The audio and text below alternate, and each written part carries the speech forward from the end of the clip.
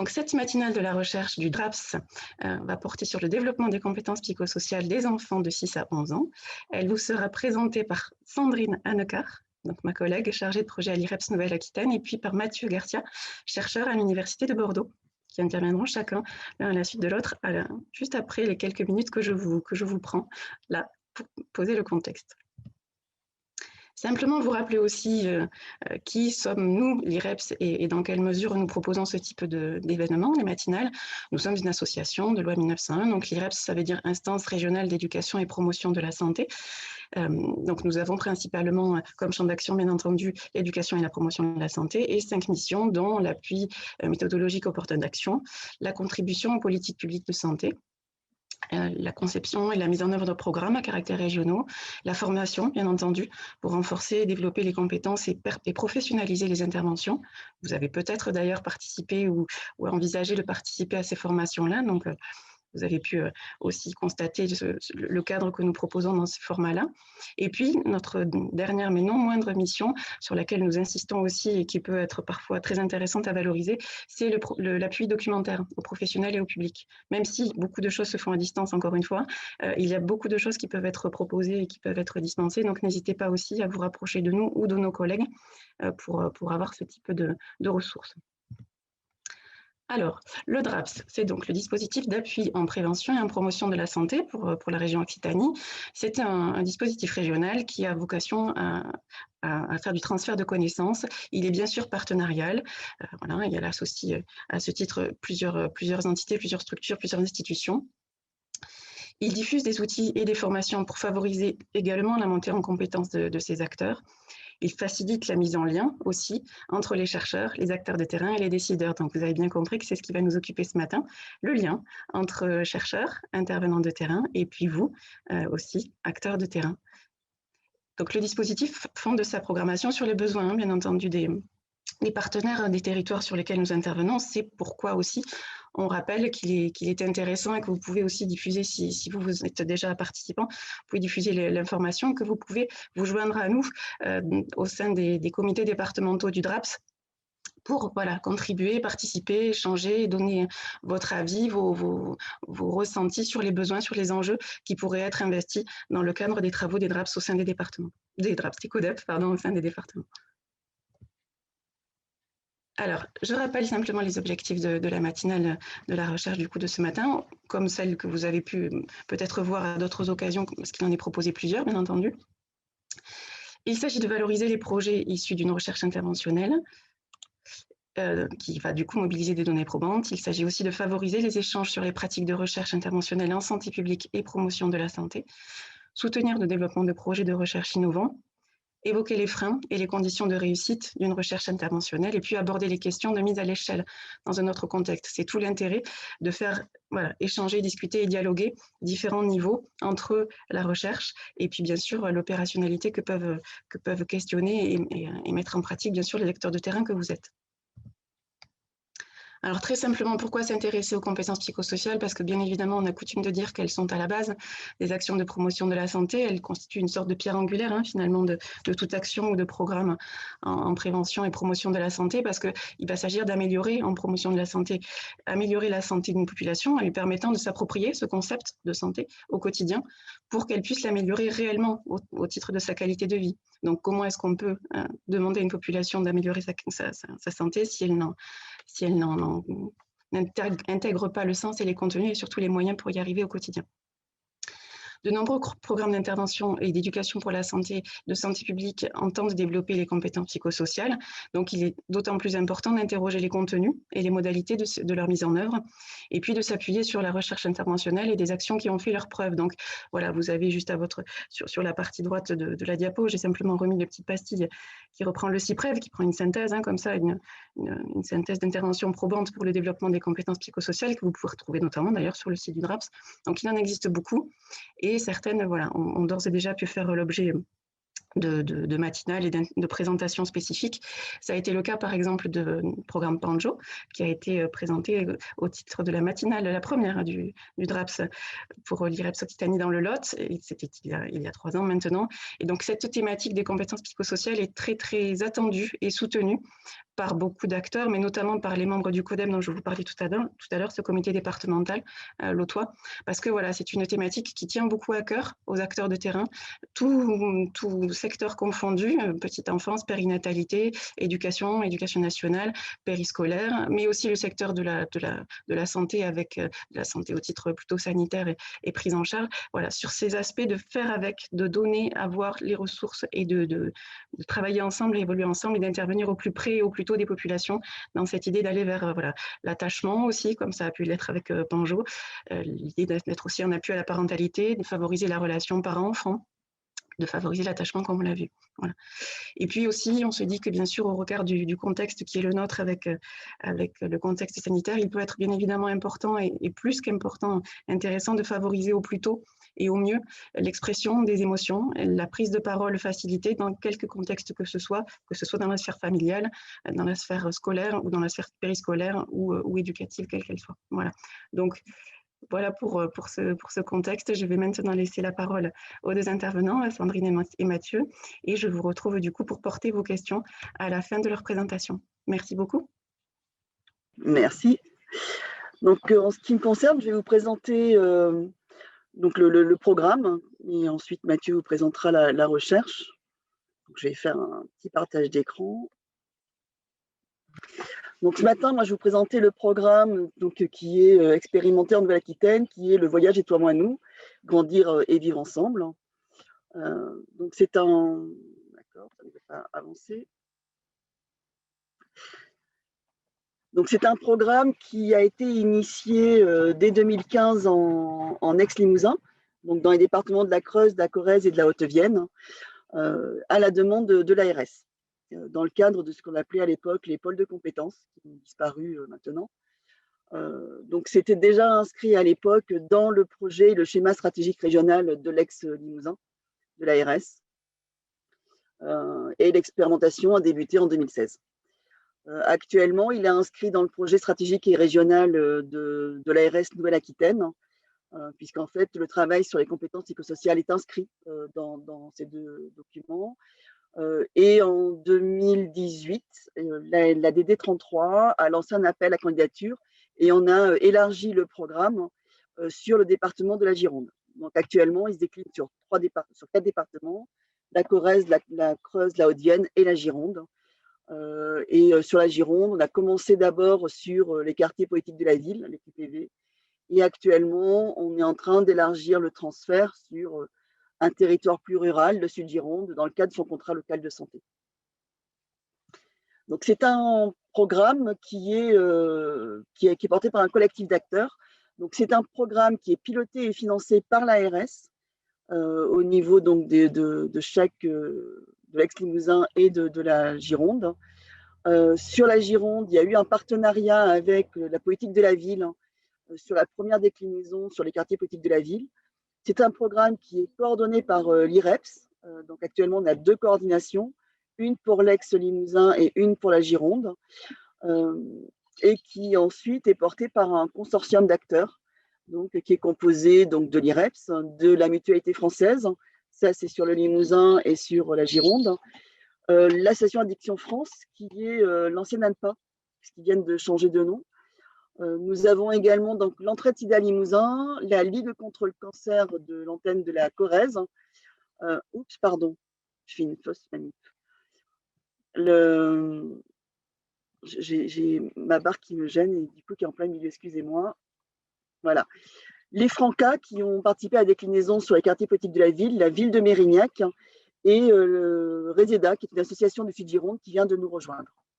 Donc, tous les acteurs du consortium ont été formés sur la question des compétences psychosociales et soit formés, soit actualiser leurs connaissances, puisque l'idée, c'était d'avoir un réseau d'acteurs assez bien outillés dans ce qui concerne les compétences.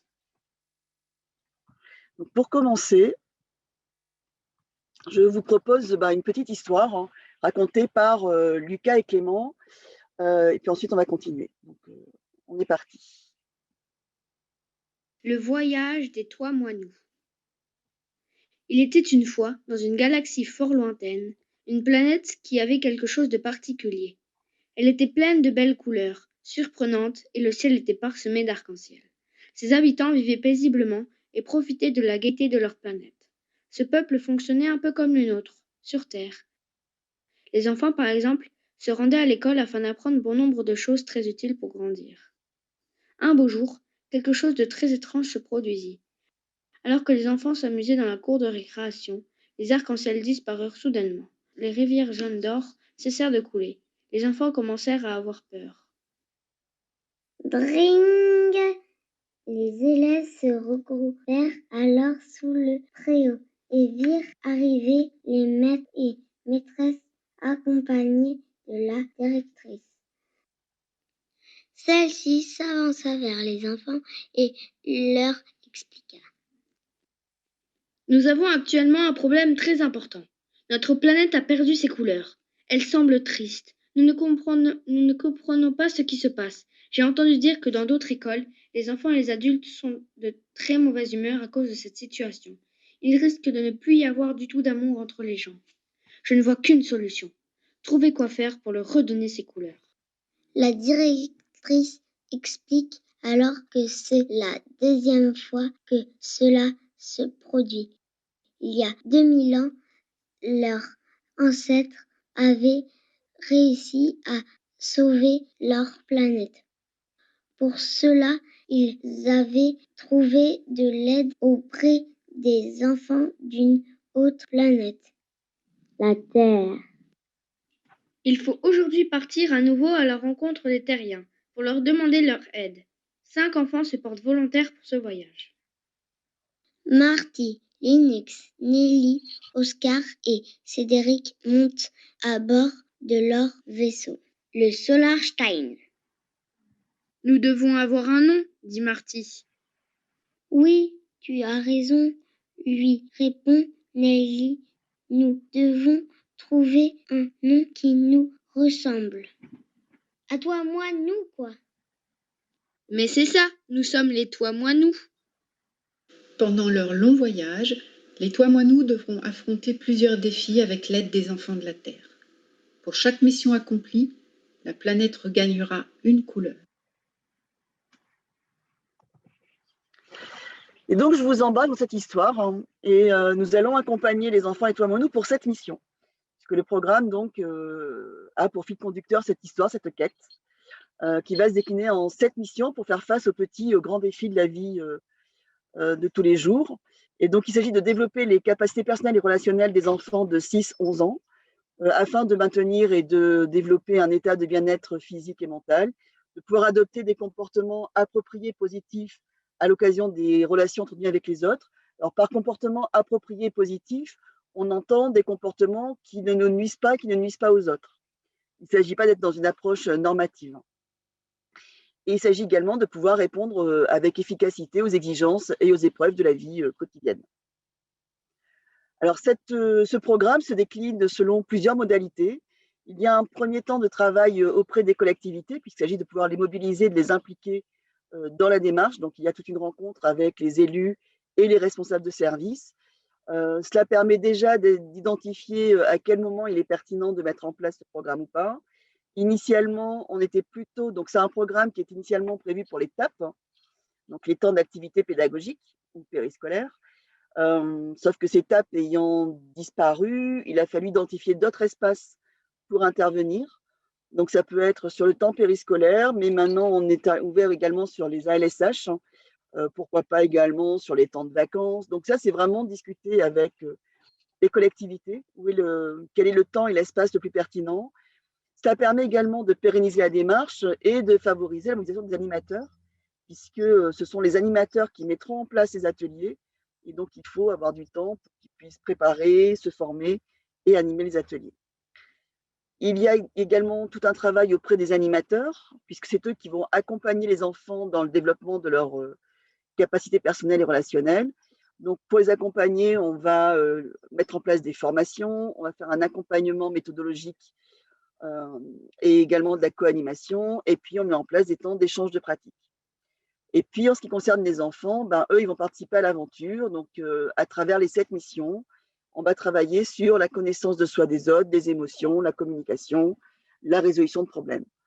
En ce qui, pardon, j'ai eu ma souris qui est un peu sensible. En ce qui concerne les familles et l'entourage de l'enfant, le programme n'agit pas spécifiquement dessus. Par contre, il y a une sensibilisation des familles sur les CPS. Alors, selon différentes modalités, initialement, on était vraiment parti sur des rencontres avec les familles. C'est parfois un peu compliqué à mettre en place, d'autant plus que l'idée, c'était vraiment de passer par les animateurs et pas de faire, et pas de nous de l'organiser, mais vraiment de faire du lien avec les animateurs. Donc, on évolue de plus en plus vers des supports de communication accessibles. Et puis, il y a également dans le programme des outils qui nous permettent de faire du lien avec les familles. Donc, le livret des enfants, j'en reparlerai un peu plus tard, et puis les cartes missions, qui vont permettre en fait aux familles de faire du lien avec les activités et le programme expérimenté par les enfants.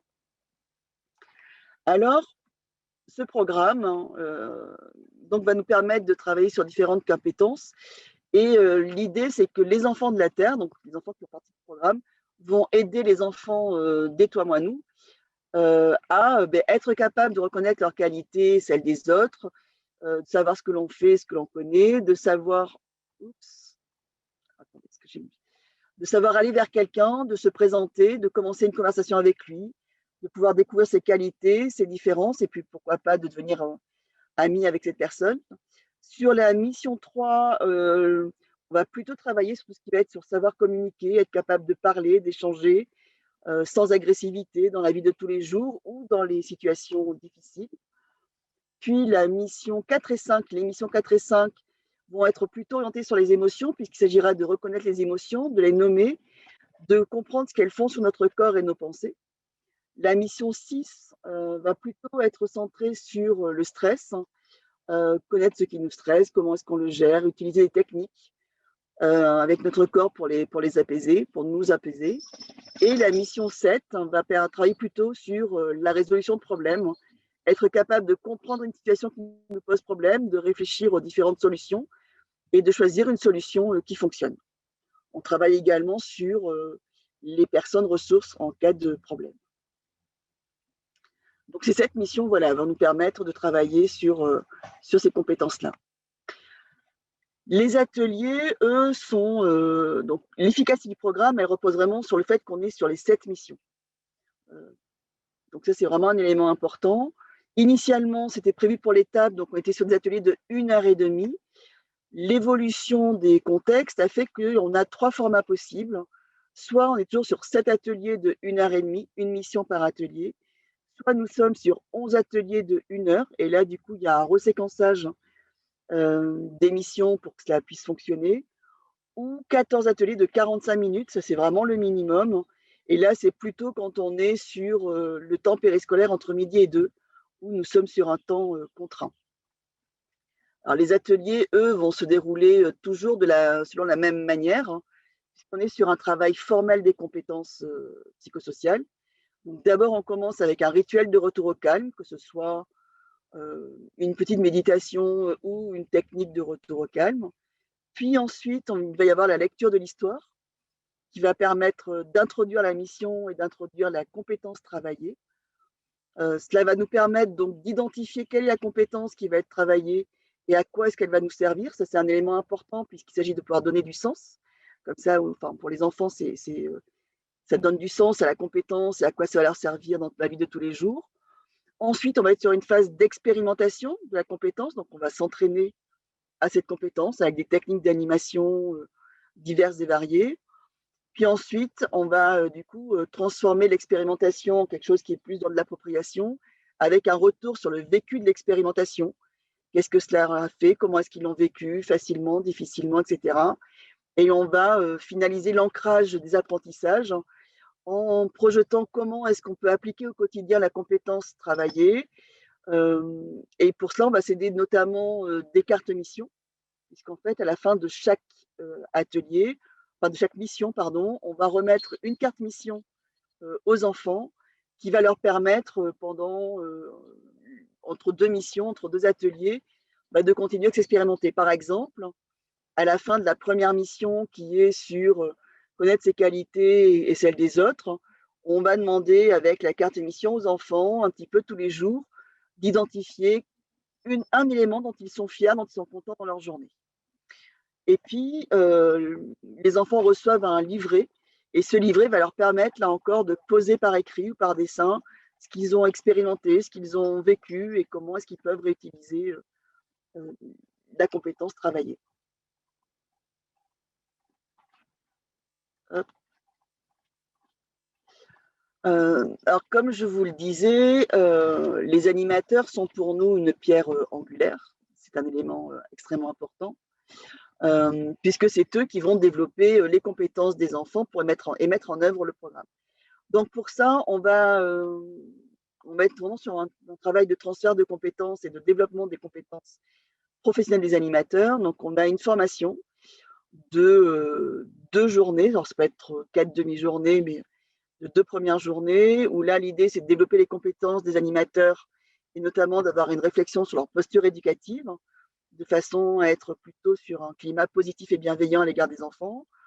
On va identifier le développement des compétences dans leur propre pratique, c'est-à-dire dans ce qu'ils font déjà, qu'est-ce qui contribue au développement des compétences de manière formelle ou informelle.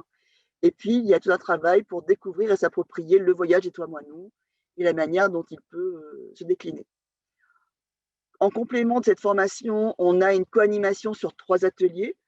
Donc, sur les 2 premiers ateliers, puisque c'est des ateliers de lancement. Et puis, on a une co-animation sur l'avant-dernier ou le dernier atelier, où là, on est plutôt sur une observation, sans préparation en amont avec l'animateur, qui permet un petit peu après de débriefer avec lui sur comment est-ce qu'il s'est approprié la démarche et le programme. En complément de ces co-animations, de ces formations, on met en place également un accompagnement méthodologique. Là, ça va être plutôt de travailler en amont des ateliers sur comment est-ce qu'il va mettre en place le programme, dans quel contexte, la posture qu'il va avoir, les difficultés qu'il peut rencontrer. Donc là, c'est un petit peu au fil de l'eau en fonction de ses besoins. Et on a enfin des journées d'échange de pratiques. Une première qui est à mi-programme, qui leur permet là, de pouvoir échanger entre eux sur comment ça se passe, qu'est-ce qui fonctionne pas, qu'est-ce qui a changé dans leur posture. Et puis à la fin du programme, là, on les réunit à nouveau. Ça permet aussi de faire un peu une journée bilan.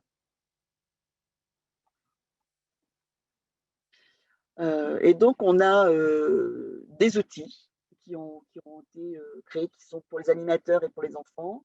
Donc, pour l'animateur, il y a le guide de l'animateur. Donc, c'est un guide pédagogique dans lequel il va retrouver des repères théoriques qui vont expliquer un petit peu quelles sont les compétences travaillées, à quoi elles servent, pourquoi elles sont là, comment est-ce qu'on va les travailler, les objectifs pédagogiques et le déroulé pédagogique de chaque mission, et donc du coup des séances.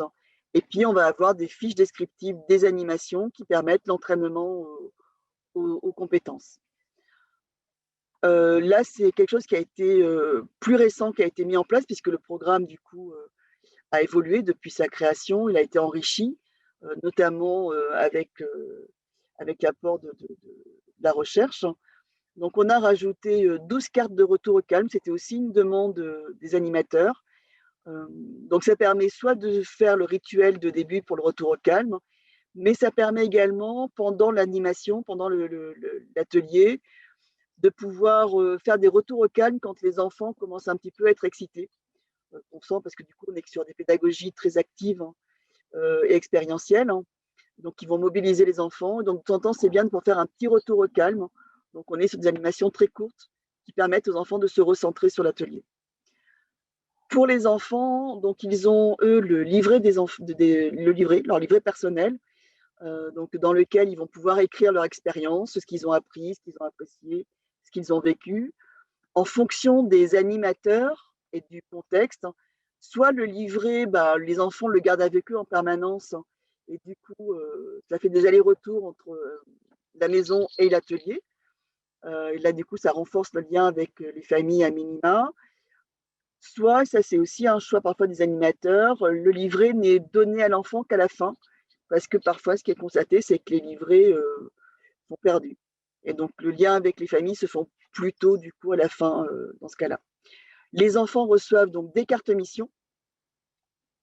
Et donc, ça veut dire qu'à la fin de chaque mission, il a une carte. Ça va lui permettre de faire du lien avec la famille, les amis, pourquoi pas la classe. Puisque du coup, ça peut être un moment d'inviter son entourage à relever des défis avec lui. Et puis, à la fin du programme, il y a un porte-clés qui est remis aux enfants. Alors, le porte-clés, il n'est pas complètement anecdotique parce qu'on a eu des enfants qui rentraient tellement dans l'histoire que, en fait, ils étaient très, très déçus de ne pas rencontrer les enfants des Toits-Moi-nous. Et du coup, la fin du programme était un petit peu brutale pour certains enfants. Là, en fait, ils ont tellement bien réussi l'émission que les enfants des Toits-Moi-nous ont pu récupérer toutes les couleurs. Et donc, ils sont rentrés sur la planète qui a été sauvée. Mais en remerciement, ils offrent un porte-clés, le porte-clés du Solarstein, leur vaisseau magique, spatial, pardon, en remerciement. Et puis, sur chaque ruban qui reprend toutes les couleurs d'émission, selon les couleurs de l'arc-en-ciel, ça fait aussi un souvenir et un rappel du programme pour les enfants. Alors, ce programme, quand il a été construit sur la base des facteurs d'efficacité. C'est-à-dire qu'il a été écrit sur la base de la littérature un peu scientifique, avec tout un travail de recherche en amont. Donc là, c'est une infographie que vous pouvez retrouver sur le site Promo Santé Île-de-France, qui a fait un très bon dossier sur les compétences psychosociales. Et donc, quand on regarde un petit peu les éléments clés, on essaye de voir un petit peu comment notre programme s'y inscrit. Donc, c'est un programme, donc il y a d'abord une formation des membres du consortium pour qu'ils soient au fait des dernières actualités, on va dire, de la littérature scientifique sur les compétences psychosociales. Donc, le programme est basé sur des modèles théoriques. Parmi les facteurs d'efficacité, on sait que le programme auprès des enfants doit durer sur au moins 10 heures, au moins sur 2 ans. Là, on est du coup sur un programme qui dure 10h30 au total, avec une pédagogie interactive et basée sur l'expérience des enfants, puisque c'est un élément aussi important quand on fait un travail formel sur les compétences, c'est sur une approche expérientielle. Ensuite, les animateurs qui vont mettre en place ces ateliers, eux, sont formés de façon à favoriser les animateurs formés, eux, vont favoriser les pratiques informelles en complément des ateliers auprès des enfants avec lesquels ils travaillent. Et ce qu'on a constaté, c'est que parfois aussi, ils diffusent auprès de leurs collègues. Donc, ça permet de pouvoir faire un travail formel avec les ateliers et un travail informel sur les compétences psychosociales dans la vie de tous les jours pour les enfants.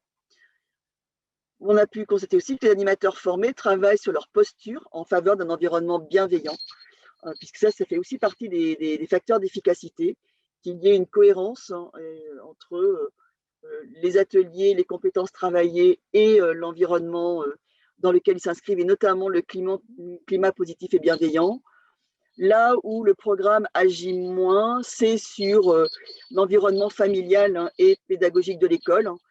Donc là, on est sur une action à minima avec les outils qui font le lien avec les familles. Et quand ce sont les animateurs qui mettent en place le programme, on essaye du lien, on accompagne l'animateur pour faire du lien avec les enseignants, et notamment en leur remettant le kit complet du programme qui leur permet éventuellement de pouvoir travailler. Alors après, ce que l'on voit, c'est qu'en fonction des animateurs, il y a des collaborations qui fonctionnent bien avec les enseignants et d'autres un petit peu moins. Et puis, parmi les conditions de l'efficacité, il y a la formation des animateurs qui mettent en place les CPS. Donc, du coup, la formation, la co-animation, les journées d'échange de pratiques contribuent également aux conditions d'efficacité, du moins, on l'espère. Et donc, vous pourrez retrouver une présentation du programme donc, sur un Wakelet qu'on a fait, qui était destiné à la nouvelle déclinaison sur le Sud-Gironde. Je vais passer la parole maintenant à Mathieu qui va vous présenter la partie plus recherche après cette présentation un peu rapide du programme. Je vous remercie. Bien, bonjour à toutes et tous. Donc bon, dans le sillage de ce que vient d'évoquer Sandrine, je vais aujourd'hui vous présenter la recherche interventionnelle qui a été mise en place, donc en tout cas qui est encore en cours de route, hein, je l'évoquerai un peu plus tard, sur la région Nouvelle-Aquitaine et plus spécifiquement dans l'ancien Limousin. Et donc, de façon à vous expliquer un petit peu de quelle façon est-ce qu'il a été prévu de mettre à l'épreuve des faits ce programme donc, des Toits-Moi-nous, de façon à en légitimer la diffusion, la réplication à plus grande échelle, en essayant de préciser quels sont les leviers sur lesquels on peut agir, améliorer les choses, etc. Et quels sont les effets vraiment concrets sur différents aspects, sur différents plans, et j'y reviendrai également, de la santé mentale, de la santé en général des enfants. Donc il n'est pas exagéré de dire, il me semble, que la santé mentale des enfants et de manière générale des jeunes constitue aujourd'hui, et même depuis des années, un enjeu majeur de santé publique, étant donné, comme le démontrent de plus en plus de recherches et différents organismes de santé, nationaux comme internationaux, voilà, nous observons une hausse des problématiques assez considérable, problématiques psychologiques, psychopathologiques, voire parfois carrément psychiatriques, avec une augmentation du stress, un accroissement des troubles anxieux, des troubles du comportement évidemment, problèmes d'attention, donc vous connaissez tous les TDAH, etc. Des détresses émotionnelles, des difficultés dans la gestion, dans l'identification des émotions. Et donc toutes ces difficultés qui s'inscrivent de plus en plus précocement et qu'on peut déceler des signes assez précocement, encore une fois, sur le plan émotionnel, comportemental et relationnel. C'est un triptyque sur lequel, qui va un peu structurer mon propos. Toutes ces difficultés vont venir impacter de façon significative. Là, encore une fois, nous avons pas mal de preuves à ce niveau-là, à court terme, mais également à long terme, le fonctionnement adaptatif, social, relationnel, familial de ces enfants-là, d'où la nécessité d'agir le plus tôt possible avec des programmes qui soient validés scientifiquement et qui puissent avoir des effets le plus positifs possible, de façon à endiguer de manière la plus universelle possible le développement, la cristallisation de ces difficultés, voire de ces problématiques pathogènes, psychopathologiques à proprement parler. Donc voilà, beaucoup de méta-analyses, de revues, de la littérature scientifique sont venus attester au cours de ces dernières années non seulement des effets positifs sur le plan économique de ces programmes-là, mais également, et c'est là l'important, hein, c'est là la priorité, sur le plan du fonctionnement psychique, de la santé mentale et de la santé en général. Néanmoins, en France, nous avons un petit peu de retard quant à la validation de ces programmes-là. Aux États-Unis, au Canada, etc., nous avons beaucoup de retours basés sur le BEM, donc l'Evidence-Based Medicine, des données probantes à ce niveau-là. Il est toujours compliqué de venir transférer de manière immédiate les résultats qu'on peut observer à l'étranger en France. Nous savons très bien que les spécificités culturelles, sociopolitiques, etc., peuvent venir influencer la transférabilité de certains programmes qui ont fait leurs preuves dans d'autres pays, mais qui, dans certains pays en particulier, en l'occurrence en France pour ce qui nous intéresse, peuvent se montrer plus difficiles à mettre en œuvre et moins efficaces, parfois plus efficaces. Hein, donc, c'est ce qu'on va essayer de voir.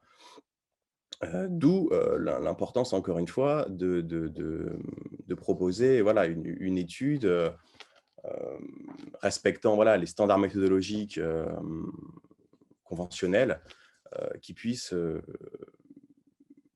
témoigner de la possibilité de mettre en œuvre vraiment de façon quelque peu facilitée ces programmes-là et de montrer que clairement ça fonctionne.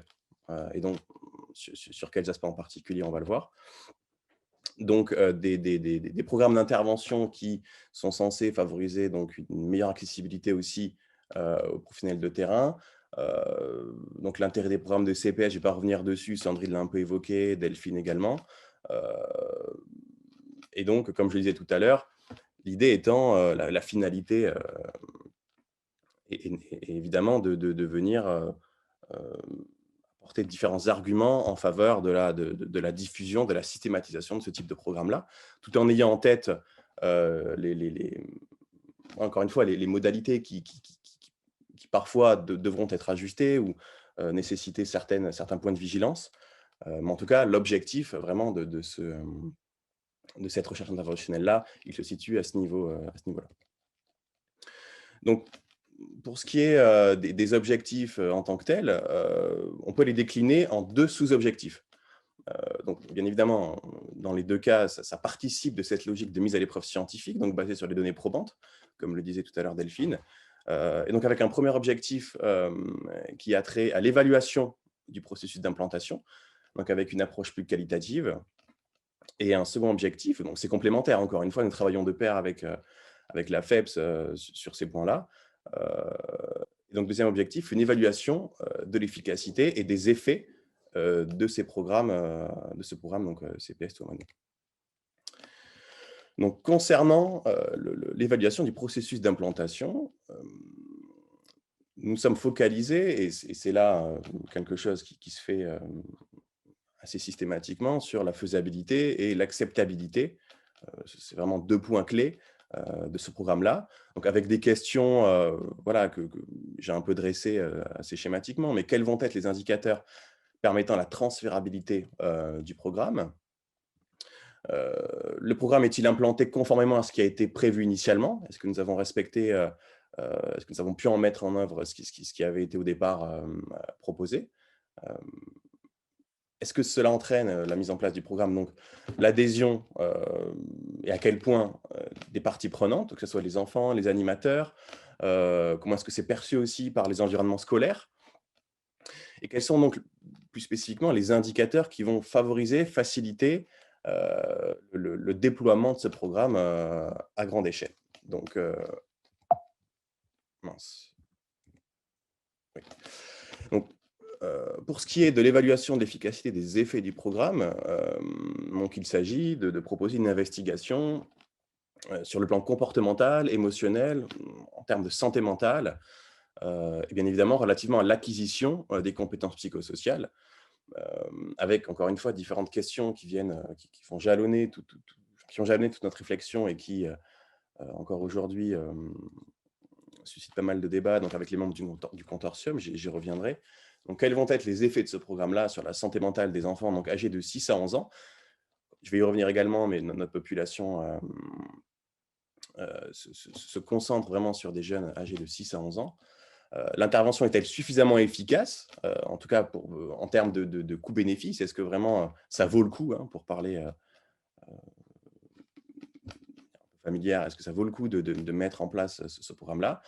Dans quelle mesure et jusqu'à quel point celui-ci agit-il sur les déterminants donc qui sont, encore une fois, qu'on connaît, même si ça évolue, donc les déterminants de la santé mentale des jeunes enfants scolarisés en école élémentaire, donc avec toutes les questions relatives à la psychologie positive. Et voilà, les résultats, en fonction des résultats, quels vont être les modules de ce programme-là qui vont pouvoir être renforcés, approfondis, qui fonctionnent le plus, encore une fois. Permet-il de prévenir les conduites agressives ou les comportements à risque? On sait que c'est une problématique qui est de plus en plus voilà, pointée dans les établissements et face à laquelle, encore une fois, les protagonistes impliqués de l'éducation, mais également les professionnels de santé en général, sont assez démunis. Et ça pourrait être l'un des intérêts de ce programme-là, de venir avoir quelques effets, même s'ils sont minimes, ce n'est pas négligeable, sur ces conduites-là, un petit peu plus externalisées, donc en opposition aux conduites plus internalisées, qui font référence à tout ce qui est de l'ordre des affects un peu dépressifs, de l'anxiété, de l'angoisse, des difficultés socio-relationnelles, interactionnelles, etc. Des obsessions, j'y reviendrai.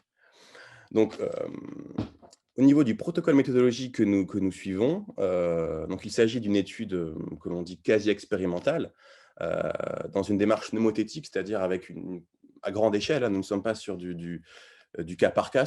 Ça pourrait être une piste de recherche future complémentaire que de venir mettre en perspective les résultats que nous allons obtenir, j'espère rapidement, sur ces démarches mnémothétiques, c'est-à-dire vraiment qui prennent en compte la globalité des gros échantillons, beaucoup d'individus pour favoriser la généralisabilité des résultats, et une démarche plus idiographique qui s'interroge de manière plus étroite sur certains cas en particulier, un effet loupe qui est aussi particulièrement intéressant.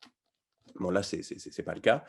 Mais donc, constitution de 2 groupes distincts, un groupe intervention, donc qui va bénéficier du programme, et un groupe contrôle ou témoin, j'utiliserai ces 2 termes de façon synonyme, donc qui est constitué selon la méthode des listes d'attente, c'est-à-dire que, pour ne pas léser, certains établissements et bien évidemment les enfants, le groupe contrôle, sera plus tard, enfin, est constitué d'enfants qui plus tard bénéficieront de l'intervention, hein. Tout le monde y aura le droit, si je puis dire.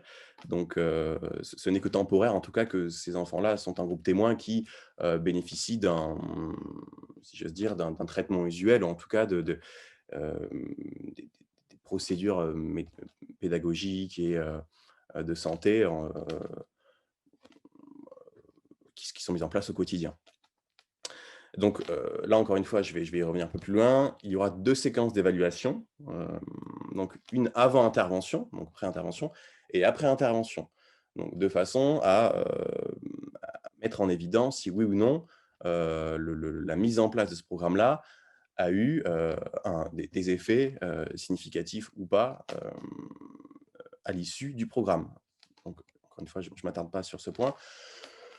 Pour ce qui est donc de la population, donc comme je l'ai dit tout à l'heure, il s'agit de jeunes enfants de 6 à 11 ans qui sont scolarisés dans le Limousin, donc en Creuse, en Haute-Vienne et en Corrèze.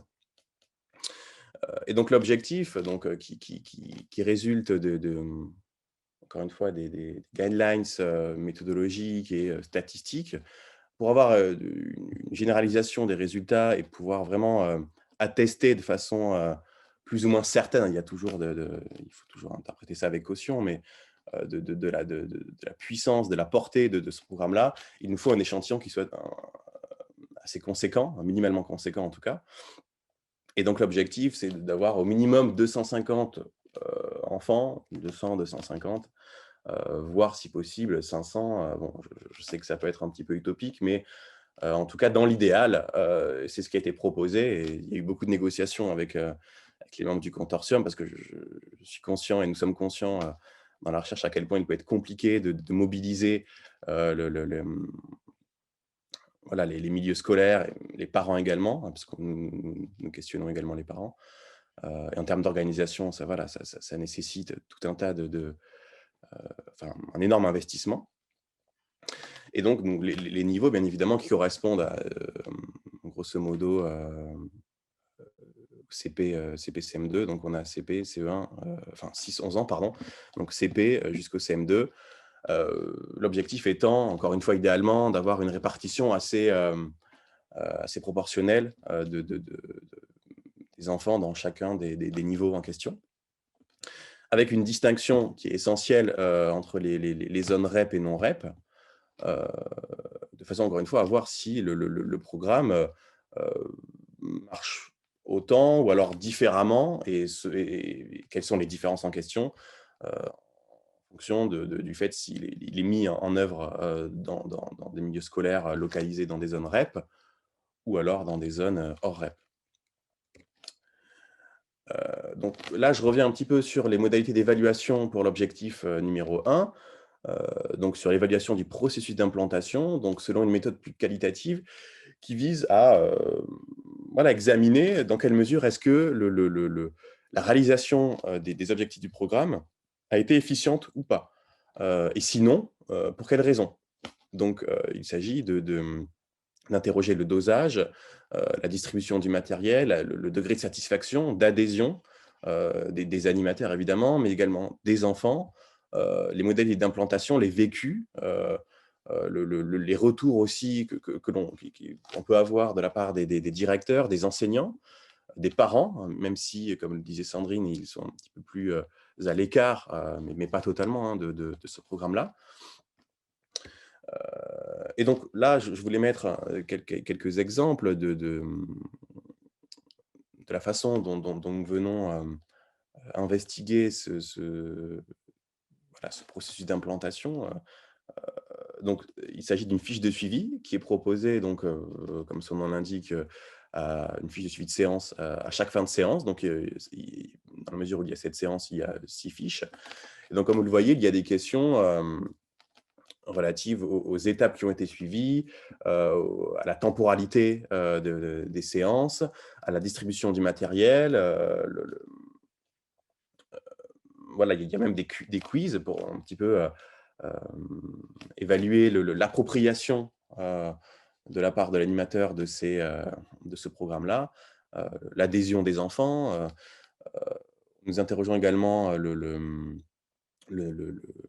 dire, le nombre de séances prévues, au moins approximativement, même si, bon, idéalement, il faut que ça soit spécifié en amont. Parce qu'encore une fois, il faut vérifier que les groupes ayant bénéficié, les groupes d'enfants ayant bénéficié du programme selon un déploiement avec 7 séances, n'auront peut-être pas les mêmes bénéfices en termes de santé mentale et autres que les enfants qui auront bénéficié bénéficié, c'est peut-être pas le terme, mais en tout cas d'un programme qui se voit déployer sur 11 séances, voire 14 séances. Ce qui pourrait venir à argumenter en faveur de la nécessité de séances qui soient peut-être plus courtes.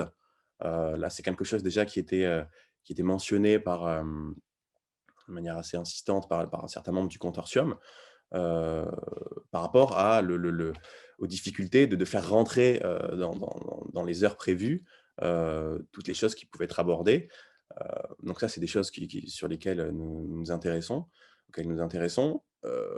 et donc qui potentiellement pourraient tendre à démontrer que 11 séances, ce serait peut-être plus ajusté, peut-être pas du tout. Peut-être que 14 séances, ça serait le plus adéquat. Donc voilà, il y a toutes ces questions-là. Ici, il s'agit d'un mini-questionnaire qui est proposé aux enfants à l'issue, donc c'est au sein du questionnaire post-intervention, à l'issue du programme, donc, pour essayer de mesurer à quel point est-ce que l'enfant a compris le programme, est-ce qu'il a appris des choses ou non, est-ce qu'il a aimé le programme, c'est quand même quelque chose d'important, est-ce qu'il le conseillerait. Donc voilà, il y a un petit peu un retour réflexif qui est demandé à l'enfant pour essayer de voir dans quelle mesure est-ce que c'est venu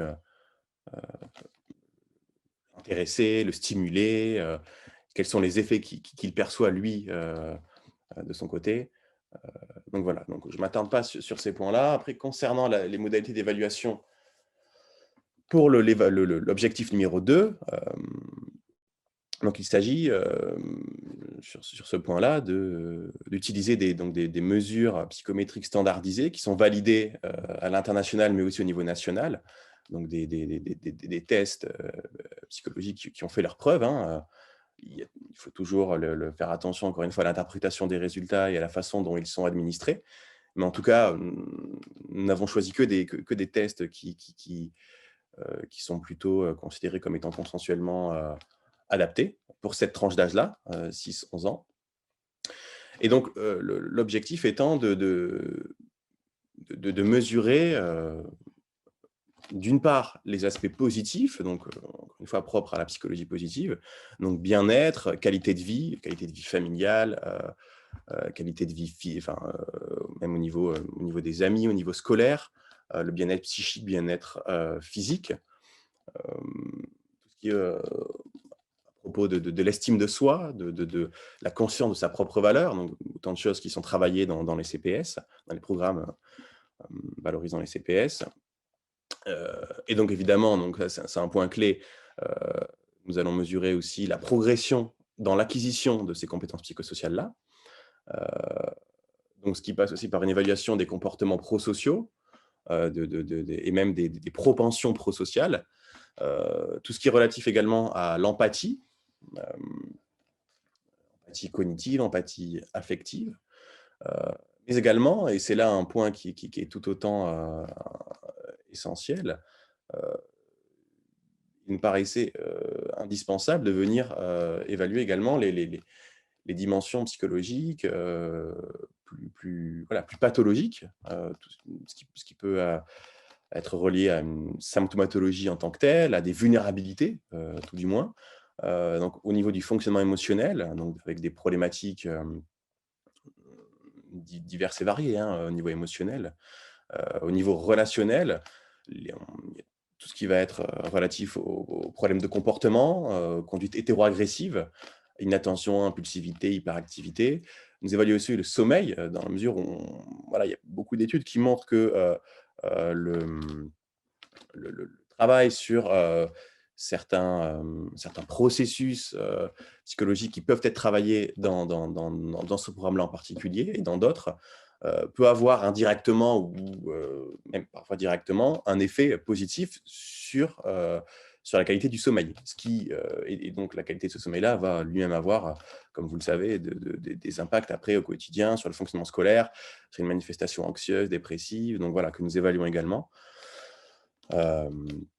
Donc c'est vrai, bon là j'y reviendrai peut-être, mais c'est un point qui a suscité un peu plus de résistance, dans la mesure où certaines questions, certains items, qui sont censés, venir, investiguer donc ces aspects plus négatifs, si je puis dire, pouvaient parfois être perçus, comme étant, pouvant être mal vécus par les enfants ou par les parents, ce qui parfois est le cas, hein, d'où l'importance d'un accompagnement. Il y a eu un gros travail à ce niveau-là, au quotidien et donc aussi dans la présentation des objectifs de cette recherche, dans les finalités explicites et plus implicites de cette recherche-là. Et pourquoi est-ce que nous posons telle question? Il ne s'agit pas de venir voilà, fliquer qu'est-ce qui se passe à la maison, de venir blâmer certains parents parce que l'enfant présente des troubles du comportement, ou de venir le culpabiliser parce que l'enfant présente une forte symptomatologie dépressive et que le parent ne s'en était pas forcément rendu compte. Donc voilà, les enjeux ne sont pas là. Néanmoins, ce sont des questions qui sont régulièrement soulevées et sur lesquelles il est important de prendre le temps. Et nous avons essayé de militer pour... et donc, ça a été même proposé par certains membres du consortium donc en Limousin, lors de l'administration de ces questionnaires-là, de venir qu'il y ait des sessions collectives sur lesquelles nous puissions accompagner, répondre aux questions, aux inquiétudes, aux incompréhensions, notamment des parents, donc même des enseignants également. Les animateurs, bon, il y a un contact plus régulier avec eux, puisque en fait, ces différents aspects vont être mesurés via donc, différents questionnaires, donc selon un recueil plurisource ou pluri-informateur, et donc qui a vocation à interroger à la fois les parents, les enfants, donc les principaux concernés, les enseignants de ces enfants, et donc les animateurs qui encadrent le programme. Donc pour les parents, les enseignants et les animateurs, nous sommes sur ce qu'on appelle les hétéro-questionnaires. Et donc pour les enfants qui sont en âge de répondre au questionnaire, donc à partir du CE2, encore une fois, les questionnaires ont été validés pour. Il s'agit d'auto-questionnaires, donc il s'agit tel que celui que je vous ai présenté. Donc il n'est pas un questionnaire validé scientifiquement, mais c'est le seul, mais qui a vocation donc à interroger tous ces aspects-là, de façon, bon là je passe un peu vite, mais à croiser les regards. C'est quelque chose d'essentiel, étant donné que voilà, peut-être que nous allons avoir en pré-intervention des parents qui vont nous dire « Voilà, mon enfant va très mal », alors que l'enfant va dire que pas du tout. Au contraire, ça peut être le parent qui rapporte aucune difficulté, alors que l'enseignant de l'enfant, lui, va dire qu'au niveau scolaire, en tout cas en classe, l'enfant présente tel type de comportement plus ou moins problématique, qu'il présente telles manifestations qui sont plus ou moins inquiétantes. L'animateur lui-même peut aussi, lors de l'intervention, se rendre compte de certaines manifestations, de certaines vulnérabilités. Et donc, l'enjeu, c'est vraiment d'avoir quelque chose d'assez hétérogène qui puisse être mergé, être intégré, de façon à avoir un point de vue le plus exhaustif et surtout le plus représentatif possible du fonctionnement psychique et de la santé mentale de l'enfant, pour pas qu'il y ait des regards biaisés, il y en a toujours, et donc multiplier les points de vue c'est quelque chose qui nous paraissait qui paraît assez fécond pour après, à la suite, l'interprétation des résultats. Donc là, je vous présente un exemple d'échelle de mesure euh, donc qui mesure à la fois les forces et les faiblesses, les ressources et les difficultés de l'enfant. Donc là, nous sommes il y a 3 modalités de réponse. Parfois, il y a plus de modalités de réponse, hein. Ça peut être des échelles de Likert, c'est-à-dire ça va de 1 à 7. Donc, c'est beaucoup plus fin. On peut se positionner sur des échelles plus subtiles, sur des nuances plus fines. Donc, voilà la façon dont je me sens. Donc, évidemment, pour certains enfants, notamment en CE2, certains items peuvent occasionner voilà, des mécompréhensions, ou en tout cas euh, voilà, un certain temps de réflexion pour saisir un petit peu cette question. Et encore une fois, il a été acté, ce n'était pas du tout le cas au départ, que les enfants puissent remplir vraiment de manière collective, chacun de leur côté, sans s'influencer dans le remplissage, mais puissent remplir ces questionnaires-là avec l'aide donc des animateurs, des membres du consortium, qui puissent être là pour les accompagner, pour les étayer dans ce remplissage-là. Et donc, idem pour les parents, comme je l'ai dit tout à l'heure. Bon, après, pour ce qui est des enseignants et des animateurs, ils sont un peu plus grands, un peu plus autonomes. Donc, ils sont, bien évidemment, ils nous avons invité à se tourner vers nous s'il y avait certaines choses qui pouvaient susciter des blocages, mais a priori, ce n'est pas tellement le cas. Donc, concernant les variables, les indicateurs, autrement dit, que nous mesurons, donc il y a le bien-être, le sentiment d'être heureux. Je vous ai mis à chaque fois, si ça vous intéresse, si vous voulez aller jeter un œil, les échelles de mesure en question, qu'on peut trouver sur Internet, ou alors il faut demander aux chercheurs, mais qui sont intéressantes pour avoir, encore une fois, un retour vraiment qui vienne objectiver de façon quantitative, mais donc qui présuppose une certaine capacité introspective de la part des répondants. Donc voilà, ce sont des questionnaires qui ont fait leurs preuves. Donc, nous évaluons aussi tout ce qui est de l'ordre de l'estime de soi, de l'auto-évaluation, du sentiment d'auto-efficacité, tout ce qui a trait aux compétences émotionnelles. Donc, évidemment, cela implique l'identification des émotions, la régulation des émotions,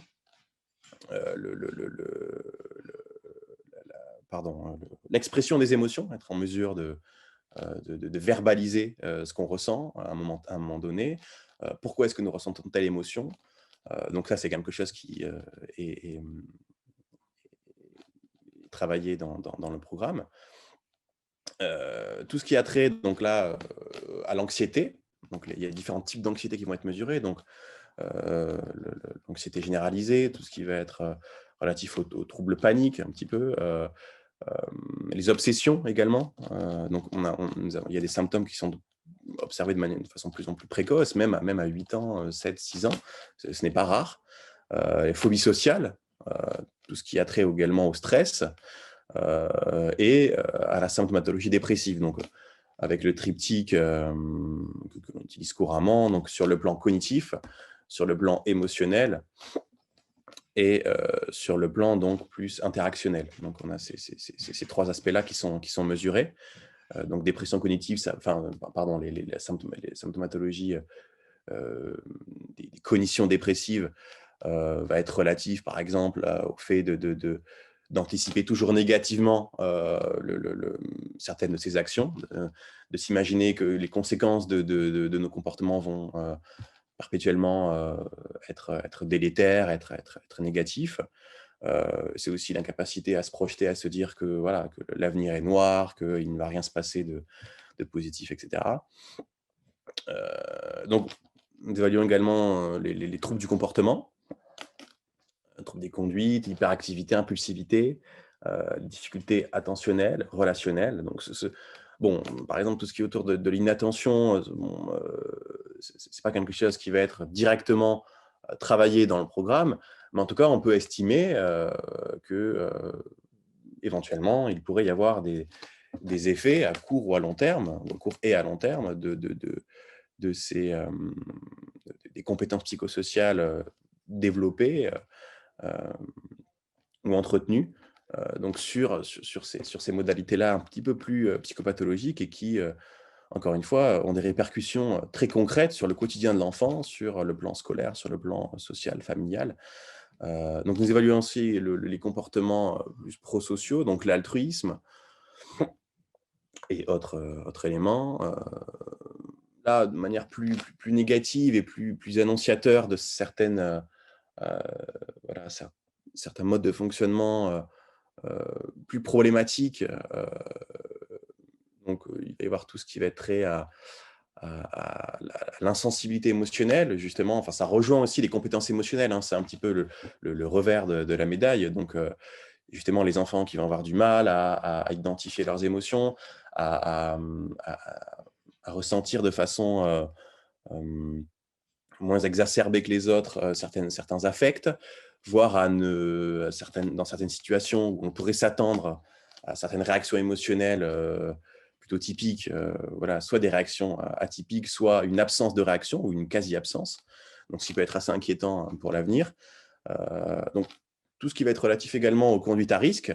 Il y a pas mal de programmes au Canada qui ont montré que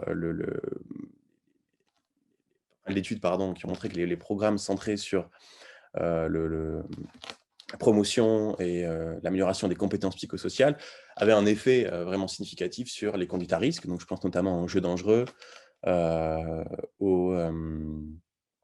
bon, pour certains, ça c'est un peu jeune, mais aux consommations de substances, même si ça commence de plus en plus tôt également. Voilà, même aux conduites de prise de risque vraiment qui peuvent occasionner des blessures et donc voilà, parfois assez graves. Nous investiguons également l'empathie affective et l'empathie cognitive. Donc l'empathie affective, ça va être voilà, tout ce qui va être relatif à la contagion émotionnelle, au processus sympathique, c'est-à-dire vraiment lorsque l'autre est triste, moi aussi, d'une façon presque automatique, je me sens triste. Pourquoi est-ce que je me sens triste? Je me mets en empathie avec cet autre enfant-là, avec mon père. Donc l'empathie cognitive, ça va être plus une capacité, une faculté à adopter la perspective, à adopter l'état mental de l'autre enfant, être en capacité de se mettre à la place d'autrui, hein, très, très banalement. Donc ce qui n'est pas toujours aisé et inné. Donc, tendance au remords, à la culpabilité, à la compassion. Bon, là, je ne l'ai pas mis. Il y a aussi tout ce qui est relatif à la gestion des conflits, la gestion des situations un petit peu, encore une fois, qui peuvent être conflictuelles et occasionner des crises de colère. Bon, ça rejoint l'impulsivité aussi, ça rejoint l'intolérance à la frustration, toutes ces choses-là. Donc, le sommeil, je l'ai dit tout à l'heure. L'hétéroagressivité, donc proactive et réactive. Donc proactive, c'est l'agressivité un petit peu plus froide, un petit peu plus instrumentalisée, et l'agressivité plus réactive, qui est plus chaude, qui est plus réactionnelle, qui est plus impulsive. Donc ça rejoint aussi la gestion des émotions. Et donc... Je m'excuse Mathieu, simplement pour faire un petit rappel de temps, je suis désolée. Oui. Voilà. On va bientôt s'approcher de... Oui, je me dépêche, je vais rapidement. Donc, résultats scolaires, et donc avec tout un tas de variables d'ajustement sur, j'en ai pour 2-3 minutes, sur les variables sociodémographiques. Donc, nous contrôlons, nous ajustons aussi tous les résultats sur voilà, les statuts socio-économiques des parents, le niveau d'éducation des parents, sur, encore une fois, les zones scolaires dans lesquelles zones géographiques dans lesquelles sont implantés le programme, de façon à vérifier qu'il n'y a pas certaines variables tierces, un petit peu confondantes, qui pourraient venir impacter les effets sur toutes ces variables du programme.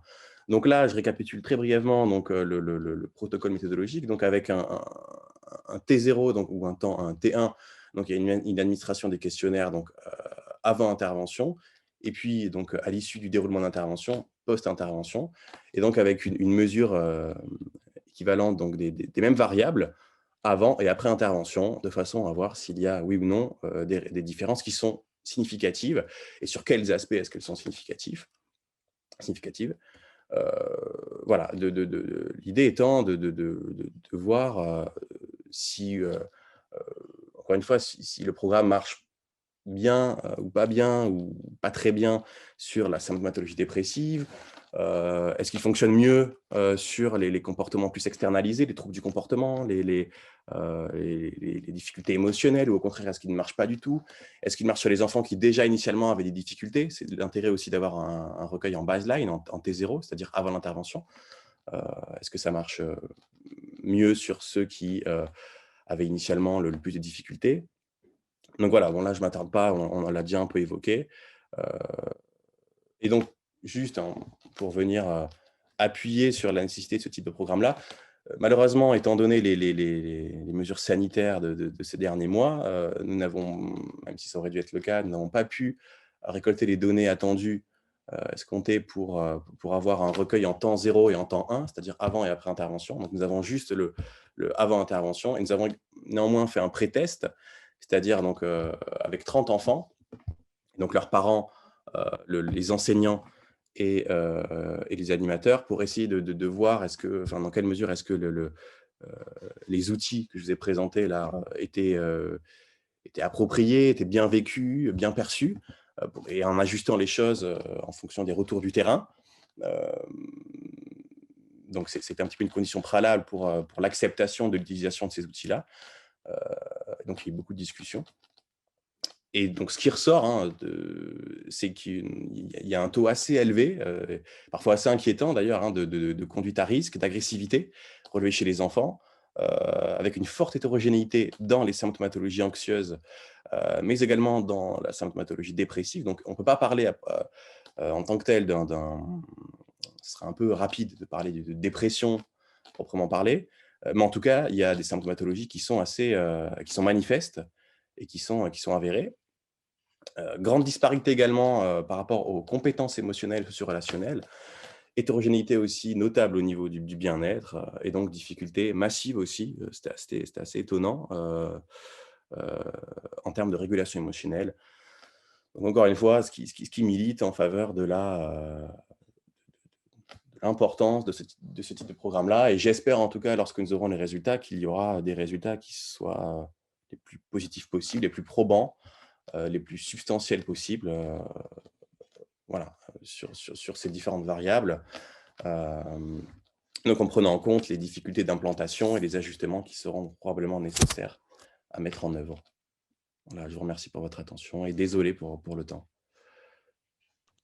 Si j'ai un peu... Merci beaucoup. Merci beaucoup, Mathieu. C'était précis.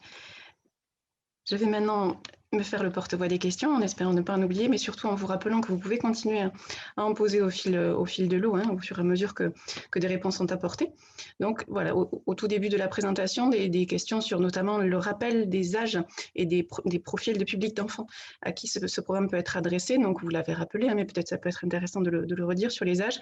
Et puis du coup, des possibilités d'adaptation ou pas qui seraient susceptibles d'être faites à des publics plutôt moyenne section, grande section, ou pourquoi pas les collégiens. Sur les publics, la difficulté pour les moyennes et grandes sections, c'est qu'en fait, il y a des éléments où les enfants vont écrire.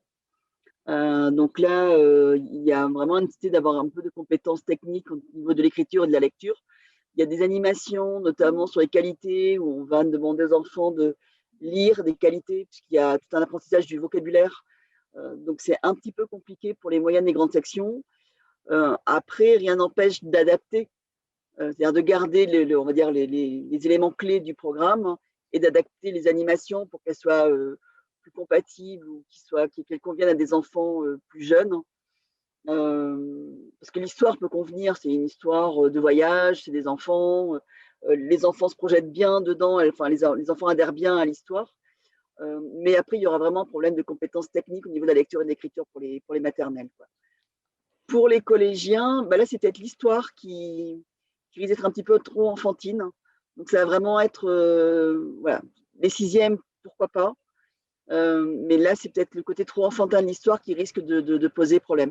Les animations, elles, sont des animations relativement classiques, celles qui permettent de s'entraîner. Donc là, il n'y aurait pas de problème particulier, quoi. Ça, c'est Voilà, donc c'est pour ça on est plutôt ciblé sur du 6-11 ans. Et en plus, dans la pratique, en tout cas en ce qui concerne la Gironde, puisque moi je travaille plutôt sur la Gironde, ce que l'on constate, c'est qu'on est plutôt sur les cours élémentaires, les CE1, CE2. Les CP en début d'année, parfois il y a un petit peu de soucis au niveau de l'écriture et la lecture. Alors que les CE1, CE2, là, on est sur des apprentissages, ce qui fait que les enfants sont à l'aise et ne sont pas mis en difficulté par rapport à ces éléments-là. Après, voilà, ça c'est vraiment sur la première mission où il y a des éléments d'écriture. Même le livret, on demande aux enfants de dessiner, mais aussi d'écrire dans le livret. Donc, il faut pas. Enfin, l'idée, c'est pas de les mettre en difficulté, en échec. Bien sûr. C'est partie de la question.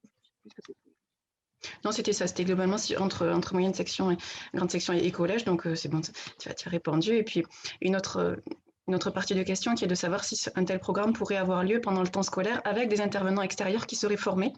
Ça permettrait peut-être de valoriser le programme auprès des familles qui sont souvent difficiles à mobiliser. Alors, en ce qui concerne le temps scolaire, alors, il y en a qui se mettent en place sur le temps scolaire avec les enseignants. Ça, c'est si les enseignants ont négocié avec leur inspecteur pour que l'inspecteur accepte que ça puisse se faire sur le temps scolaire. Sur les intervenants extérieurs, alors pourquoi pas, mais l'idée, c'est que quand ce sont les animateurs ou les enseignants qui mettent en place le programme eux-mêmes, et qui du coup sont formés sur les CPS, c'est que ça permet aussi de renforcer le lien avec les pratiques informelles et donc du coup le développement informel des CPS. Quand on est sur un intervenant extérieur, on est externe, on va travailler de manière formelle sur les CPS. On peut, pourquoi pas, faire du lien un petit peu avec les animateurs, mais l'appropriation et l'intégration dans les postures et dans les environnements est beaucoup plus compliqué du coup. Ce qui fait que c'est pas forcément le choix que nous avons fait. Très bien. Mais plutôt de dire on pérennise sur une structure en formant les animateurs et les enseignants.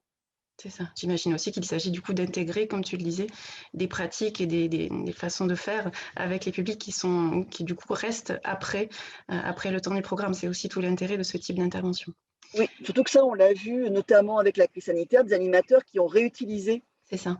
Soit des bouts de technique ou de travail sur les émotions, l'expression dans leur pratique, et du coup, ça a dépassé largement le programme. C'est ça. Est-ce que vous avez pu observer des effets entre ce type de programme et la problématique du harcèlement scolaire? Je vais te répondre, Mathieu.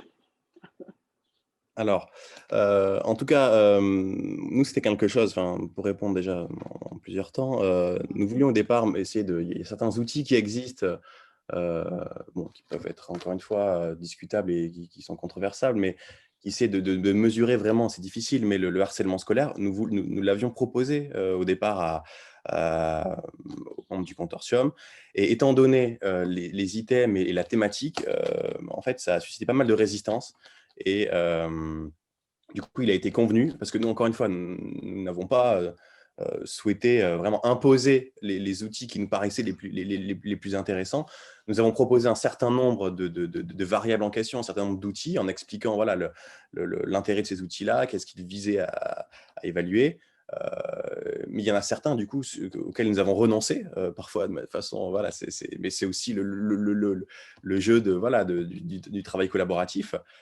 Et c'est aussi prendre en compte aussi les spécificités du terrain, avec la peur que ces questionnaires-là, les items en question, puissent donner des idées. C'était un peu ça l'argument à certains enfants ou à certains milieux, certaines zones géographiques qui n'étaient pas forcément,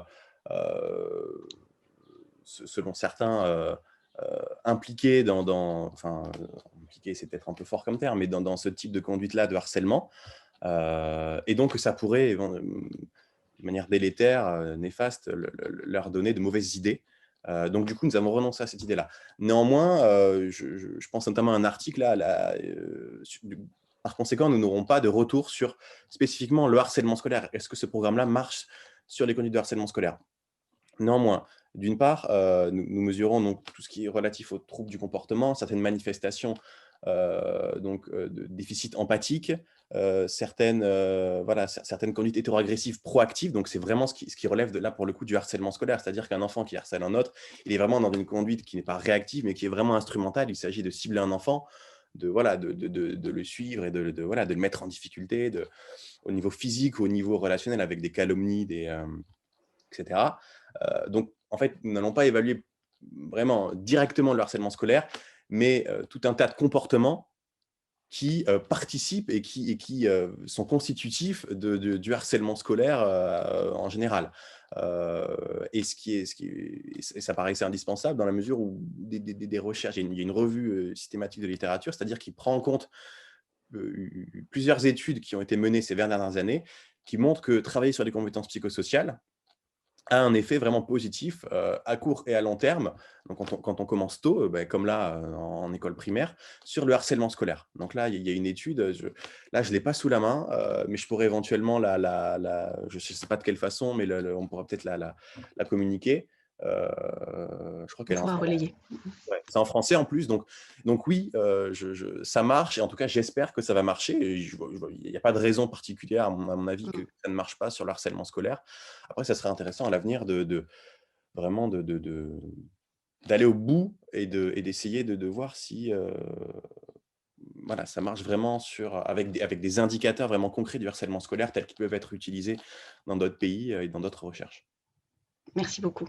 En complément, une autre question qui est arrivée juste après sur justement le type d'enfant à qui peut s'adresser ce programme, avec des difficultés de confiance en soi, d'interaction sociale, de vivre ensemble, de comportement en collectivité, TDAH, TSA. Voilà, j'imagine que c'est déjà ce qui a pu être abordé juste avant, mais voilà. Ouais, en effet, effectivement, je pense que c'est tout l'intérêt, d'avoir des mesures qui soient à la fois qui relèvent plus de la psychologie positive et des mesures qui relèvent plus de la psychopathologie. Encore une fois, ça peut faire bondir, hein, et ça a pu faire bondir certains enseignants, certains animateurs aussi, c'est totalement compréhensible, notamment au regard de certains items qui parfois rentrent dans le vif du sujet. Hein, donc c'est vrai que ça peut inquiéter notamment certains parents qui sont parfois issus voilà, qui ont des statuts socio-économiques un petit peu différents, etc. Donc, mais l'intérêt, voilà, pour prendre un exemple, j'avais participé il y a quelques années à une recherche sur l'efficacité des programmes mindfulness. Donc, je cite souvent cet exemple. Et donc, il a été montré que finalement, le programme, la mise en place d'interventions de type mindfulness en milieu scolaire, donc avec des tranches d'âge équivalentes, n'a pas tant d'effet que cela sur les enfants qui, déjà de base, ne présentent pas de troubles particuliers, de difficultés dans le vivre ensemble, ils n'ont pas ils ont une conscience d'eux-mêmes qui est déjà une certaine réflexivité dans leurs émotions, même au niveau relationnel, qui est déjà assez, voilà, des bons acquis, si je puis dire.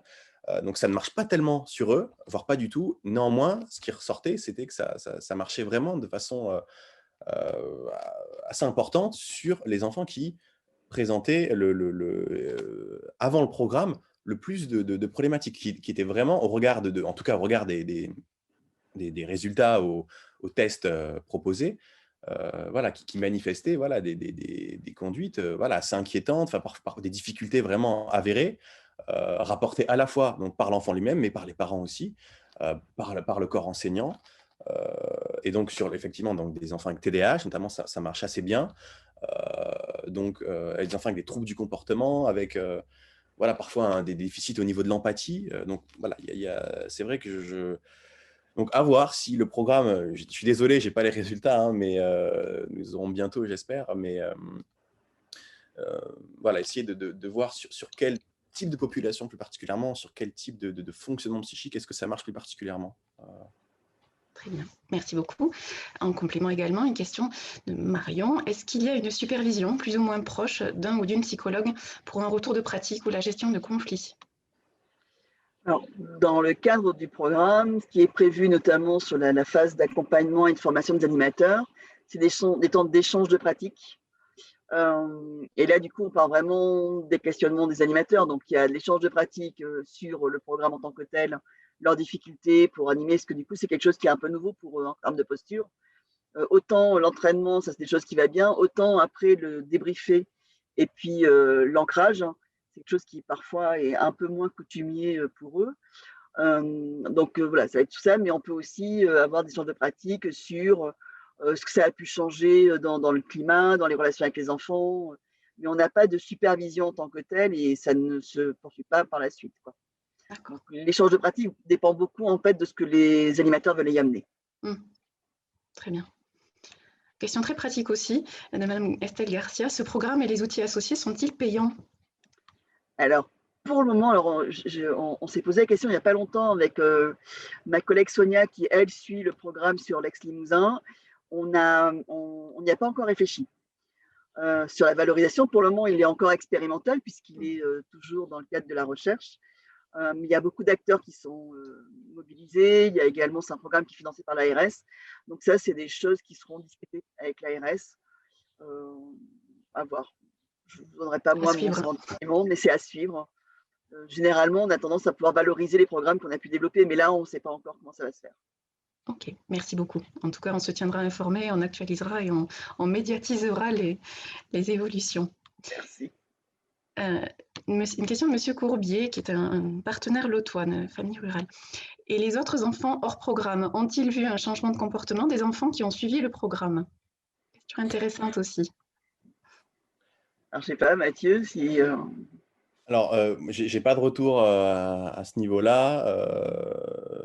Néanmoins, enfin, effectivement, alors ça, je l'ai pas précisé, mais justement, et je pense que c'est, à mon avis, oui, il y a des enfants qui repèrent des effets, même des enseignants qui peuvent repérer au sein de l'établissement des effets.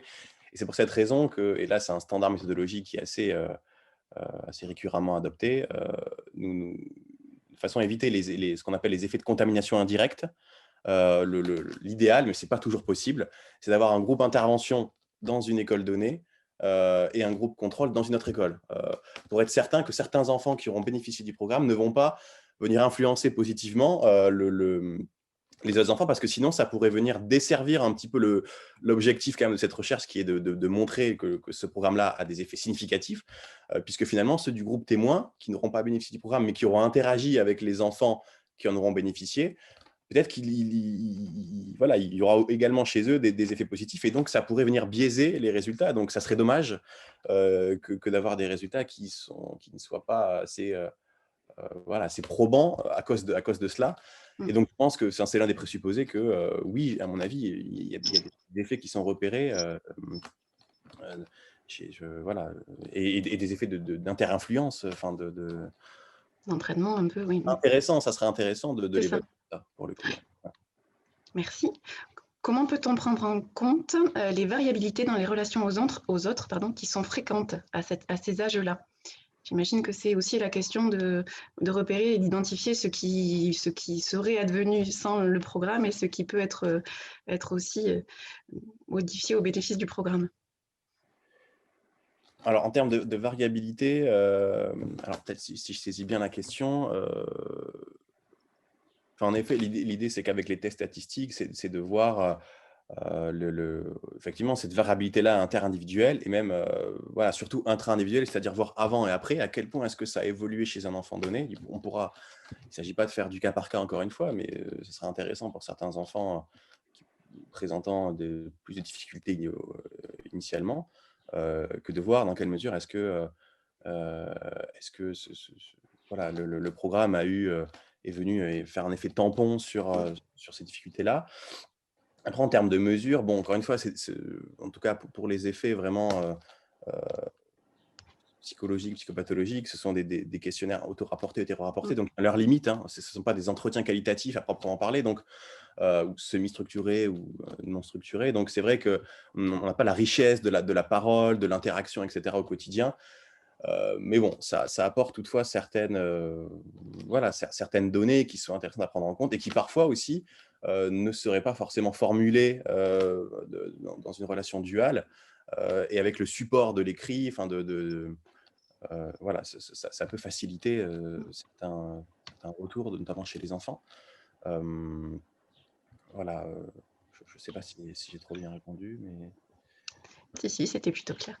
Alors, je vous avoue que je souriais à la lecture de cette question. J'imagine que vous partagerez mon sourire. Mais est-ce que vous pensez que la connaissance des compétences psychosociales devrait être et pourrait être au programme des formations des enseignants? Alors, je vous laisse y répondre peut-être de façon courte. Je m'en excuse par avance. Je vois le temps qui file et il reste quelques questions. Mais alors, Sandrine, voilà, tu auras… En tout cas, les enseignants, quand on leur en parle, ils sont intéressés. Ils souhaitent pouvoir être formés. Ensuite, des fois, il y a les DSDEN qui ont un propos un peu différent, en disant que les enseignants sont déjà formés. En tout cas, il faut savoir que depuis qu'on a mis en place les socles de compétences minimum donc qui est un peu disparu, qui sont plutôt au collège. Les compétences sociales font partie des compétences à travailler à l'école. Les enseignants sont très démunis, sont très demandeurs, mais par contre, il y a des programmes qui existent, comme bien dans sa tête, bien apprendre, qui vont mobiliser les compétences psychosociales. C'est une demande d'enseignants d'être formés en tout cas. C'est ça.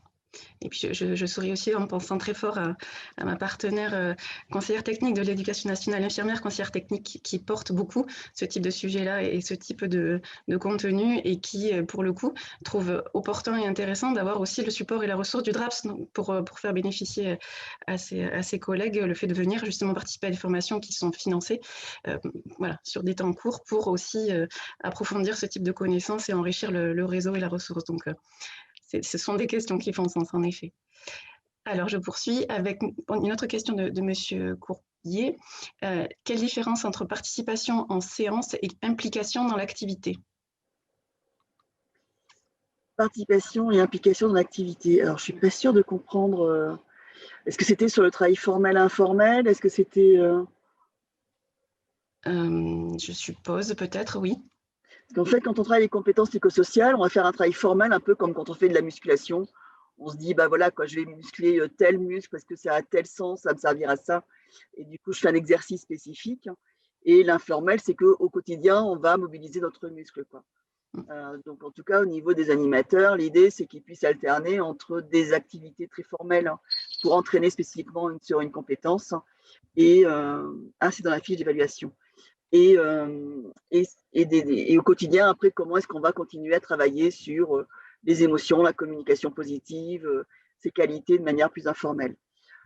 Après, dans la fiche d'évaluation, donc là, j'avoue que je me souviens plus trop ce qu'elle reprenait. Participation et implication. Ouais, là, j'avoue que je suis un peu en difficulté. Peut-être que mes collègues du Limousin, qui font plus partie de la recherche, eux pourraient y répondre plus particulièrement. Mathieu, je ne sais pas si du coup, ça c'est plutôt la FEPS, peut-être qui Ouais, c'est vrai que je vais être un peu en difficulté pour répondre, je pense. J'ai peur Ah de… oui. D'accord. Sinon, on se dit qu'on la conserve, cette question.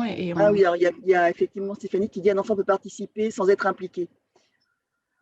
Oui, alors là, oui, effectivement, un enfant peut participer aux animations sans s'impliquer plus particulièrement. On le voit chez certains enfants qui, du coup, vont participer, mais on va avoir du mal après dans les échanges avec les autres. Et ça, c'est une progression aussi au niveau des ateliers, et c'est comment on va construire un climat de confiance. Donc, comment l'animateur construit un climat de confiance qui va permettre à l'enfant de s'impliquer dans l'animation et pas juste de répondre aux questions ou de participer au jeu. Parce que ça, c'est un peu le biais qui pourrait être… C'est aussi valoriser la participation, j'allais dire primaire, mais le fait d'être là et de consentir à rester dans le cadre qui est proposé, c'est déjà aussi une forme de participation qu'on cherche à valoriser quand on travaille les compétences psychosociales, que de pas forcément tout de suite aller vers la participation active, mais peut-être aussi d'être en réception de messages et d'accepter ce cadre-là. Alors, une question aussi de Myriam Semidi de la délégation départementale de l'ARS du Lot, que je me permets de saluer du coup ici. Existe-t-il une vidéo diffusable filmant du début à la fin une séance de ce programme afin de permettre aux professeurs et aux parents d'élèves de se faire une idée concrète? Alors, je te regarde Sandrine du coup. Oui, alors je vais faire une… on devait le faire. Alors, pas forcément une vidéo qui présente tout l'atelier, mais dans le cadre d'une petite vidéo qu'on travaille pour les parents, on avait prévu de faire des captations vidéo. On avait les animateurs qui étaient d'accord. Donc, on a eu dans un premier temps le changement d'équipe municipale qui fait qu'on a pris un peu de retard pour les autorisations de filmer. Et ensuite, on a eu la crise sanitaire qui fait qu'on n'avait plus d'atelier à filmer. Donc, pour le moment, nous n'avons pas de vidéo, mais on le garde dans un coin de la tête quand même, quoi. Après, tu évoquais aussi tout à l'heure dans ta présentation ce qui sera accessible sur le Wakelet, qui d'ores et déjà peut donner aussi à voir quelques éléments concrets illustrant tout à fait pertinemment le programme et les séances. Merci beaucoup. Alors, une question aussi, pour rappeler le nombre d'enfants qui seraient concernés, ce serait un groupe classe de combien d'enfants? Alors, au niveau des groupes, nous, les retours que l'on a des animateurs, c'est jusqu'à 10, 12 enfants par groupe, ça fonctionne bien. Au-delà, ça veut dire qu'il faut peut-être être sur des co-animations dans les ateliers, il faut adapter un petit peu, parce que comme c'est très participatif, ça génère aussi un petit peu d'excitation, d'implication. Ce que l'on a pu voir parfois, c'est des animateurs qui partagent une classe avec un enseignant, quand ils ont des bonnes relations avec les enseignants. Là, au niveau des activités, voilà, on est plutôt sur du 10-12 ans. Ça fonctionne bien. Au-delà, il faut que l'animateur connaisse bien son groupe ou alors qu'il ait un groupe plutôt sympa. Je me permets de compléter brièvement. En Limousin, enfin en tout cas par rapport aux effectifs que nous avons eus, d'après les retours, encore une fois, des animateurs, c'était équivalent. C'était environ 10 enfants. Et lorsqu'il y en avait plus, c'est vrai que ça pouvait être compliqué, avec parfois des demandes d'avoir 2 animateurs qui puissent encadrer, surtout lorsque l'animateur en question n'était pas formé depuis très longtemps en termes d'expérience, etc. C'était quelque chose qui était souvent évoqué. Voilà, parfois des effectifs plus petits. Et je me permets du coup de rebondir aussi sur le fait que c'est un aspect aussi que nous prenons en compte dans les résultats, que de mesurer à quel point est-ce que peut-être que les enfants, enfin les groupes constitués de 8 enfants, même parfois de 7, 6, parce que c'est le cas dans certaines situations, peut-être que nous aurons des effets qui seront d'autant plus significatifs, d'autant plus massifs, que lorsqu'on aura des groupes 12, 13, 14, 15, ce qui viendra peut-être argumenter pour voilà, une multiplication des groupes en question, plutôt que voilà, une Un densification gros groupe, oui, c'est ça. voilà, d'un regroupement un petit peu trop hétérogène et du coup trop compliqué à prendre en charge. Enfin, voilà. Qui minimiserait du coup les effets attendus, tout à fait. C'est le risque, ouais. Ouais, c'est ça. Merci beaucoup. Une question qui revient aussi sur ce que vous évoquez, bien sûr, sur la phase expérimentale de ce programme-là, mais peut-on profiter de l'accompagnement du programme dans d'autres régions de France, ainsi que la formation des animateurs? Une fois qu'on aura décidé de la diffusion du programme, j'imagine que certaines IREPS qui auraient envie d'approprier, d'accompagner, pourquoi pas, quoi. Et pour le moment, je n'ai pas de réponse puisqu'on ne sait pas encore comment on va le valoriser, ce programme. Quand je dis valoriser, c'est une fois que l'expérimentation sera finie. C'est ça, le donner à voir, le médiatiser et voilà, oui, le puis faire le partager avec d'autres, quoi. C'est ça. L'idée, effectivement, étant à l'issue de la recherche, en tout cas, c'est de proposer un manuel d'implantation voilà, qui puisse être ensuite proposé et diffusé de façon à ce que chaque territoire puisse s'appuyer sur celui-ci, et en l'ajustant évidemment en fonction des spécificités du terrain. Mais voilà. Avoir les clés, en tout cas. Très bien. Merci beaucoup. Alors, Martine, qui est enseignante spécialisée dans un RASED, pose la question suivante. Ce programme a-t-il été mis en œuvre dans le temps scolaire avec des personnels de RASED? Alors, en Gironde, pas avec le personnel de RASED. Sur le temps scolaire, ça a pu être fait, mais pas avec des RASED. Dans l'ex-Limousin, à ma connaissance, j'en ai pas entendu parler. Mais je crois que c'est plus une question en fait de contexte et d'opportunité que de refus en particulier. Alors là, pour le coup. Ouais, je crois. Il me semble. Mais ça peut être tout à fait. En tout cas, ce qui est sûr, c'est que le choix des enfants, c'est de ne pas cibler des enfants à problème, enfin, dans la sélection des enfants initialement. Mais rien n'empêche après de se dire sur un groupe classe ou sur un groupe RASED. Au contraire, ça peut être très intéressant. Enfin, moi, je l'ai déjà fait sur d'autres types de programmes. Ouais, je crois que ça fonctionne effectivement. En tout cas, en ex-Limousin, pour l'expérience que j'en ai, ça fonctionne plus parce qu'on a un échantillon de convenance, c'est-à-dire on va un petit peu là où on a déjà des contacts, il y a déjà des demandes. Des demandes aussi, évidemment, bien sûr. Ça part de là. Donc, c'est vrai que ça sera peut-être dans le futur. Et juste, je pense à ça aussi, je ne l'ai pas évoqué, mais parce qu'il y a une question aussi à ce propos-là. Le programme est déployé en tout cas en ex-Limousin, à la fois en milieu scolaire, mais enfin dans contexte scolaire, mais également périscolaire. Donc, c'est-à-dire, on a aussi des LSH, etc. Donc voilà, en Gironde, j'imagine que c'est aussi le cas. Voilà. C'est vrai que j'ai pas été assez clair sur ce niveau-là. Voilà, donc effectivement, encore une fois, il s'agira de prendre en considération les effets en scolaire, en périscolaire, de comparer un petit peu les deux. Ça sera pris en compte également. Très bien. Je vous remercie beaucoup. Je pense qu'on a globalement fait le tour des questions, mais je vois que le temps a bien filé et que du coup, quelques personnes ont dû d'ores et déjà se déconnecter pour poursuivre leurs activités. Il y a quelqu'un qui nous précise qu'il existe des travaux de thèse en STAPS sur les comportements déviants des élèves selon une approche de cognition située. Écoutez, merci pour cette précision. En tous les cas, je rappelle une nouvelle fois que l'ensemble des présentations, des supports qui vous ont été proposés ce matin seront disponibles très prochainement sur le site d'UNRAPS. On vous fera aussi un rappel, un envoi par mail aux personnes qui étaient inscrites pour cette matinale. N'hésitez pas à le relayer autour de vous. Je vous rappelle aussi que les prochaines matinales sont disponibles aussi si vous souhaitez vous y inscrire sur le site du DRAPS également. Les prochaines sont la semaine prochaine, le 4 juin, puis le 11 juin, sur notamment le programme 36912, donc beaucoup d'intérêt aussi. Et puis voilà, bien entendu, je vous remercie très chaleureusement et très sincèrement, Sandrine et Mathieu, pour cette présentation, pour cette complémentarité aussi dans les interventions. Et je vous souhaite du coup une excellente fin de journée et vous dis à bientôt. À bientôt, merci. Merci à tous, à bientôt. Merci beaucoup.